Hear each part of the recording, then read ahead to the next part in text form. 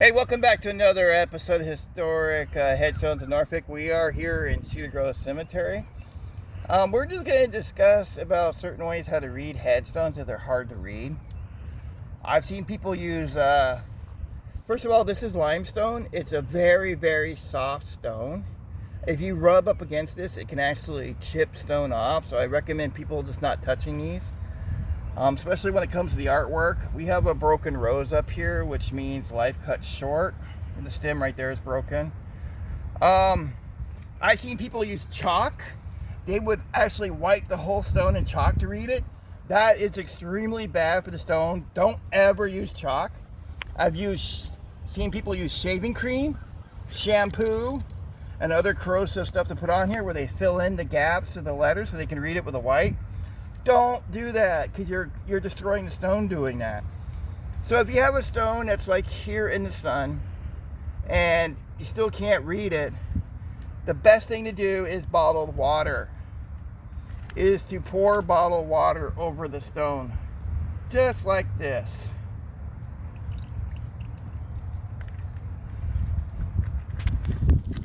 This really, really helps, especially when it dries a little bit. You can read everything on here.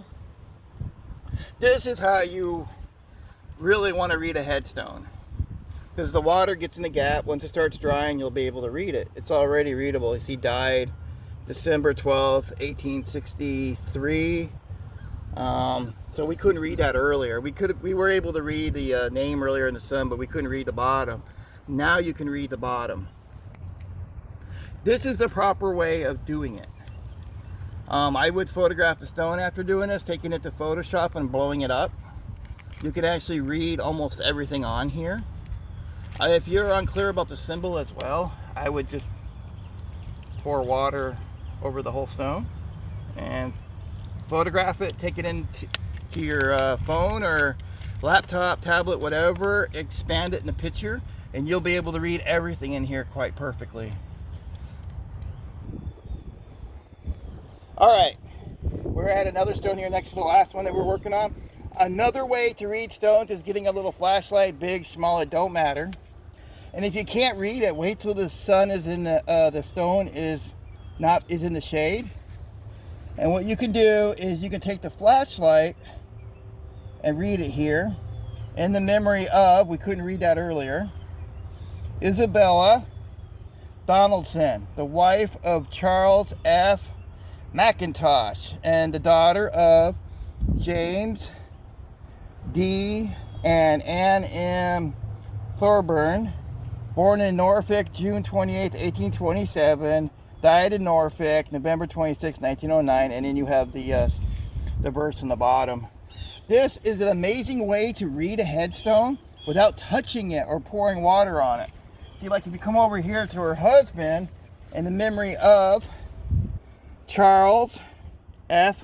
McIntosh, Commander, U.S. Navy, born in Norfolk, October 21st, 1864, died in New Orleans, March 13th, 18, looks like 92 or 82, somewhere in there. That's how you would actually can read this, and you got the verse. This is how you can actually read it too without actually touching the stone, even with water. So these are the two methods you can use to read headstones. I highly recommend it. Touching the headstone is bad, bad, bad. Do not touch the headstone, especially if they're limestone. I know I touched that one earlier, but I did that as an example to show you. Please don't touch. The other advice is, if there's grave goods on the lot, I usually don't touch those either. If they're in the way, you can kind of gently push it to the side, but I generally do not touch anything on the lot. To me, it's bad luck. I know a lot of people are superstitious. To me, I just don't like touching that stuff. It's bad luck to me. So other than that, this is the best way to read the stones here in Hampton Roads. All right, guys, take care, and we'll see you at the next episode.